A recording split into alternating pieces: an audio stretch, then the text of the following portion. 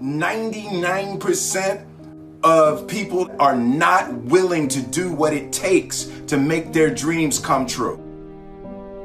The Marines have a saying, everybody wants to go to heaven, but nobody wants to die. The center of bringing any dream into fruition is self-discipline. You know, something as simple as food and eating is not about your body as much as it is about your mind. It's getting command of your mind to be able to choose actions that are in your own best interest. Every day we are choosing shit that's not in our own best interest. So if the world is attacking you and the world wants to fight you and the world's trying to hold you down, so you're gonna kick yourself in the balls? So you're gonna stop yourself from getting what you dream. And I think the word discipline has kind of gotten a bad name. We think about it in terms of punishment. I'm not talking about discipline in that way. I'm talking about discipline in the sense that you forego immediate pleasure for the exchange of long-term self-respect. I believe that self-discipline is the definition of self-love. That when you say that you love yourself, that means that you have behavior towards yourself that is loving. Self-discipline is the center of all material success. You cannot win the war against the world if you can't win the war against your own mind.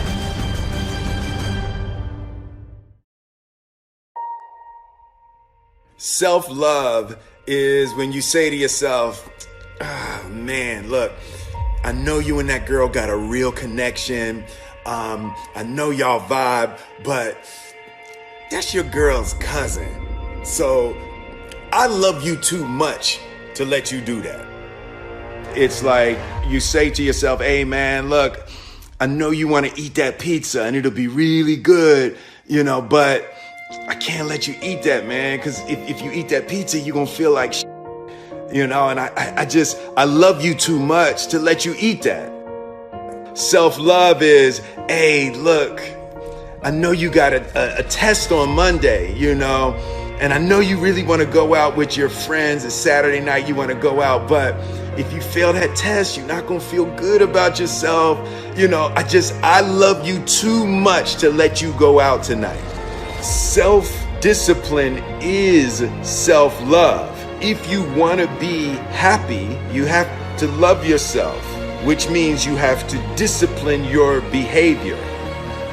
The road to sustained happiness is through disciplining your behavior. We tend to base our self-esteem on what other people think. And that's not really self-esteem. Self-esteem is supposed to be how we feel about ourselves. And I was just saying how dangerous it is to allow other people to determine how you're going to feel about you. And it's kind of like looking into a broken mirror. You're going to look in a broken mirror and then change your face to try to look good in this defiled, busted, broken mirror. And it just, other people's opinions is a really way to determine how we feel about ourselves.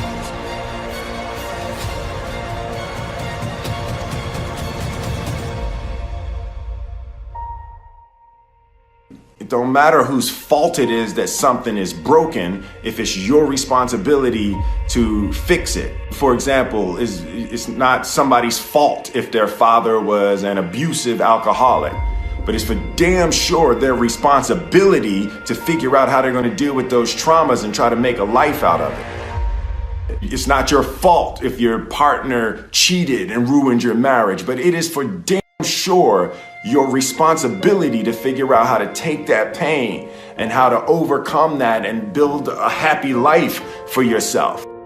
Fault and responsibility do not go together. It sucks, but they don't. When something is somebody's fault, We want them to suffer. We want them punished. We want them to pay. And we want it to be their responsibility to fix it. But that's not how it works, especially when it's your heart. Your heart, your life, your happiness is your responsibility and your responsibility alone. As long as we're pointing the finger and stuck in whose fault something is, we're jammed and trapped into victim mode. When you're in victim mode, you are stuck in suffering. The road to power is in taking responsibility. Your heart, your life, your happiness is your responsibility and your responsibility alone. You can make a person smile, you can make a person feel good, you can make a person laugh, but whether or not a person is happy is deeply and totally and utterly out of your control. The prerequisite for spending time with any person is that they nourish and inspire you. They feed your flame. Look at your last 5 text messages. Are those people feeding your flames or dousing your fire? Put your phone down for just a second and look around. Look to the people around you. Are those people throwing logs on your fire or are they pissing on it?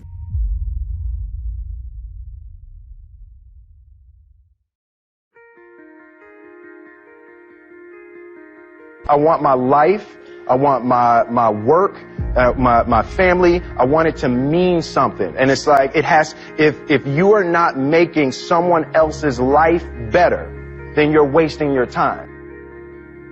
The separation of talent and skill is one of the greatest misunderstood concepts for people who are trying to excel, who have dreams, that want to do things. Talent you have naturally. Skill is only developed by hours and hours and hours of beating on your craft.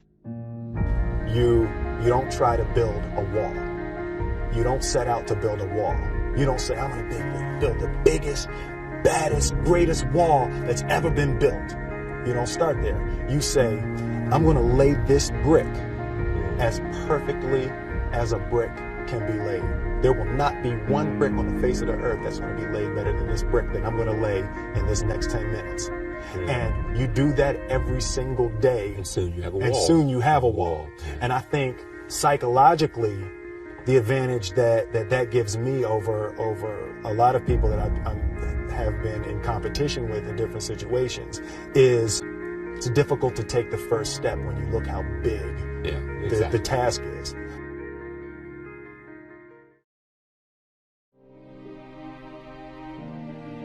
The definition of who I am is very clear to me, and it also redefines who I want to be, in that I know for a fact that I'm stronger than I thought I was. You know, you can't help but ask yourself the question, what would I do if I was in Muhammad Ali's shoes?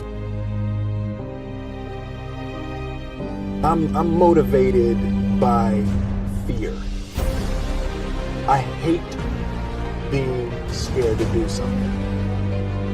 And I think what developed in my early days was the attitude that I started attacking things that I was scared of. Why were you scared in your bed the night before? What do you need that fear for? Just don't go. Why are you scared in your bed 16 hours before you jump? Why are you scared in the car? Why could you not enjoy breakfast? Fear of what? You're nowhere even near the airplane. Everything's up to the stepping out. There's actually no reason to be scared. It only just ruins your day. You don't have to jump. And then in that moment, all of a sudden, where you should be terrified is the most blissful experience of your life. And God placed the best things in life on the other side of terror.